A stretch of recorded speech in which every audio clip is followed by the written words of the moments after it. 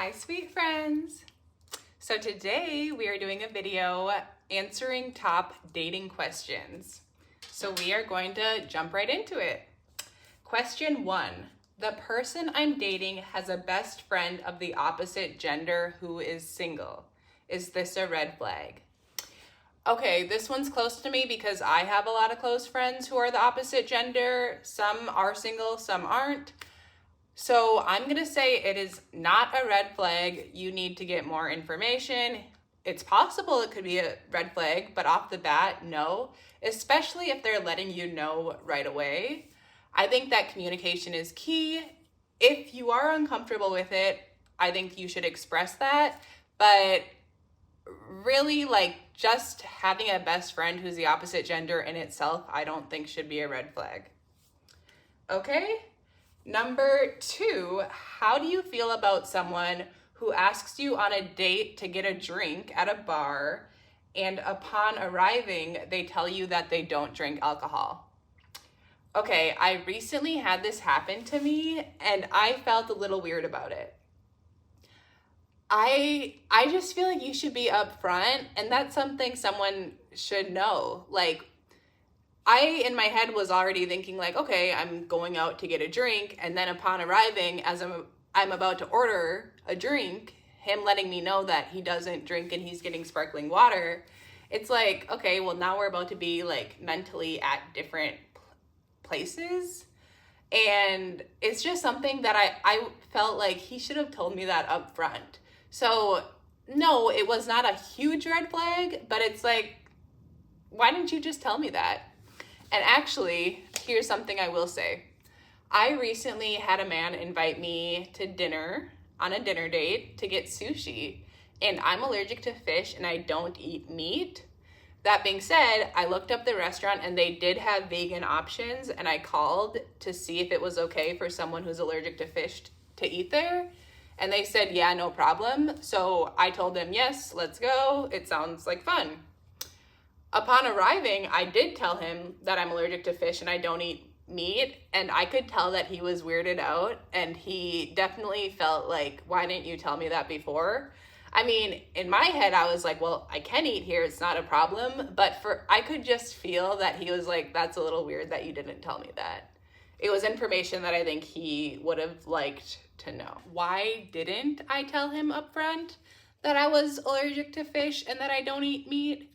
Because of my own insecurities, 100%, because I felt well, what if I tell him and he loves fish, so now he's not gonna want to go on a date because I'm allergic to fish? It was 100% my own insecurities, but now I'm aware, if I tell someone I'm allergic to fish and they don't want to date me because of it, it is what it is, and I'm better off knowing that information. Okay? Next one, if a guy invites you over to stay the night on the first date, is that a major red flag, or is that just how things are these days?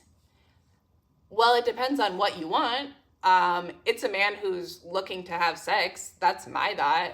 If someone invites you to come over and stay the night on the first date, they're not looking for a relationship or for anything serious. That's my thought. So if a guy invites me to stay the night on the first date, I'm not going on the first date. I mean, if I've already went on a date, we went to dinner and then he says, you want to sleep over? Well, that's also going to be a red flag to me, because it's not in line with my intentions. So I would hope that I would just communicate to him hey, that's not in line with my intentions. If your intentions are to sleep together right away, we're just on different pages and we should carry on with other people. Okay? How much are you willing to compromise in regards to the level of cleanliness of the person you are dating? For me, the answer is easy. Every guy that I've dated has been pretty clean. With all of them, especially the first time that I go to their places, I'm impressed and I'm nice, this is clean. I could live in a place like this. If I go to their place and it's a mess, I had that happen not that long ago when I was in Colombia. Such a turnoff, and no, I can't do it. So their place does not have to be as clean as mine, but it should be pretty picked up, not cluttered. You know, the toilet should be clean.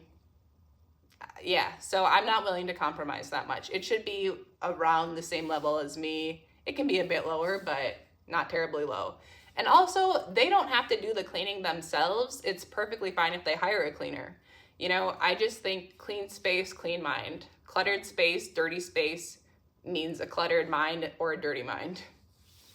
Okay? Have you ever been on a date that was going so bad that you walked out and left? Okay, so I had this experience where I met a guy on Bumble. Like, we had been talking on Bumble, and I had actually seen him on Bumble for years, and I would normally swipe no to him just because there was this energy thing. But finally, I remember it was one night, I was like bored, and he came up, and I was like, whatever, I'll swipe right, and we start talking, and he wanted me to meet up. And at one point I did say, no, I'm just gonna stay in, but I remember he messaged me like, oh, just get a drink, you know. So I was like, okay, I have no plans for tonight, let me just go. I show up, and right when we locked eyes, I could just feel like, no. Not that he was bad looking, just the energy was like, no. And we start talking, and just not my vibe, kind of negative, and he was like, kind of talking crap about one of my favorite spots in the city. So it was like, no. And I finished that drink pretty quick, and I was like, okay, well, I gotta head out. So I wasn't rude, but it was quick. It was probably like 35 minutes that I was there. So yeah, 35 minutes, I leave, and I thought, okay, nice, made it out of there. The next morning, I get like a long text message from him about how I must be insecure because I left and I wasn't that talkative, which just reconfirmed for me that it was a good idea to leave and that he has a lot to work on. Because if not, he wouldn't feel the need to send me a page of messages. I met you for 35 minutes. So I've kind of walked out before.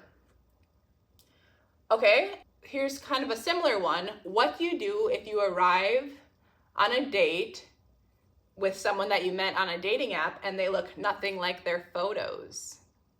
So I've also had this one happen to me. I arrived on the date and he was probably like 50 plus pounds heavier, and his photos were probably like 5+ years old. He was a nice guy, so I still went on the date. But I never messaged him after that. So that was a long time ago when that happened. That was probably like 6+ years ago. If that happened to me now, I might ask them about it. I might say like, hey, has anyone told you look completely different than your photos? I'm just curious like how that's been working out. And to be honest, at this point in my life, I don't know. I don't think I would stay. I mean, unless they were cool and like whatnot, but no, that's being deceitful. And that's a red flag in itself. So if that happened to me now, of course it's situational, but I think I would politely say like, hey, I gotta go. Gotta go. All right. We just have a few left. Are people who refuse to date single parents justified in their reasoning? For this one, I'm going to say yes, just because dating a single parent, of course, that also means potentially at some point, like having the kid around and having to be a good example for the kid. And, you know, kids are just a whole nother element. So if you don't feel ready for that, I think you are definitely justified in not dating single parents and, you know, dragging them along if you're not wanting a kid. That's a huge part of their life. So then the next one is similar. Are people who refuse to date people who have been divorced justified in their reasoning? Okay, I personally will date someone who is divorced. That's not a big deal to me. I mean, of course, with anyone, it's like, okay, what did you learn from the experience being married and getting divorced? But really, like, that shouldn't really affect them. Being divorced shouldn't really affect me. If you think otherwise, let me know. I mean, if they have like a crazy significant or a crazy ex-wife or ex-husband who's still like always messing with them, then that's a no. But, you know, if they're divorced and they both have went their separate ways and they're healed and living their own lives, what's it to me? Okay, let me know your thoughts on all of those questions. Like, comment, subscribe, and ring the notification bell, and I will be back soon. Thank you for being here. I love you all. It means a lot. Bye. Happy October.